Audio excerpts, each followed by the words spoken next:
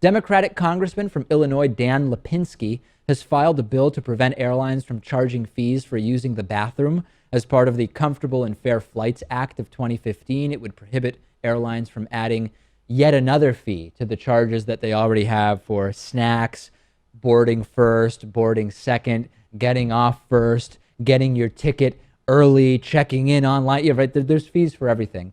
And there will not be a fee if this bill passes for using the bathroom. And 5 years ago, European low-cost carrier Ryanair proposed the idea of a fee to use the bathroom, arguing that they would encourage people to use the bathroom before or after the flight and just generally make everything better for everybody. That went away, and there was passenger outrage, and it was also impossible to manage because when one person would come out of the bathroom, they could just hold the door open from the next person for the next person, so on and so forth.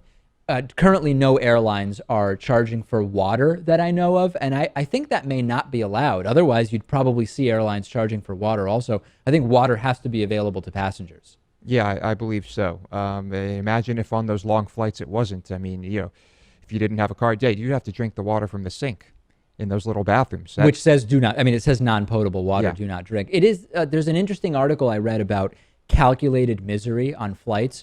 If you make the regular seats too comfortable, why would anyone pay for a relatively small benefit like 2 more inches of legroom or an extra inch of recline or whatever?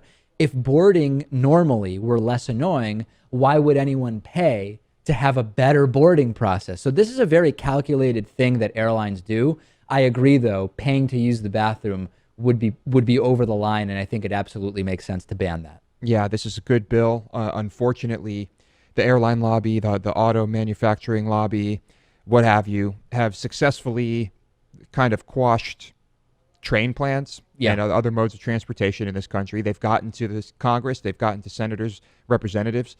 So, the least they can do is try and make our flights a bit more comfortable and enjoyable. My tips for flying: always carry on your luggage if you can, so you avoid having to wait at the carousel. You avoid the risk of the baggage maybe being lost. I always try to carry on my luggage. I tend to go for aisle seats so I can easily get up whenever I want, go to the bathroom, get water without having to ask someone to get up or wake somebody up. And absolutely, you must pack snacks on your flights, especially some of these domestic flights. It's 6 hours to Los Angeles from Boston, or more on the way there, in fact, I believe, a little bit more.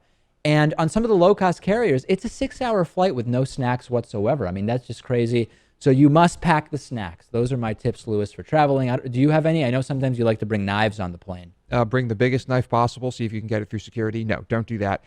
Yeah, I always buy a big bottle of water. Yeah. And I do usually, if I don't bring something to eat, I'll buy a big bag of trail mix. Right. And I mean, that's pretty much it. I also tend to seat myself in the aisle, so it's easy to get up. All right. Very good.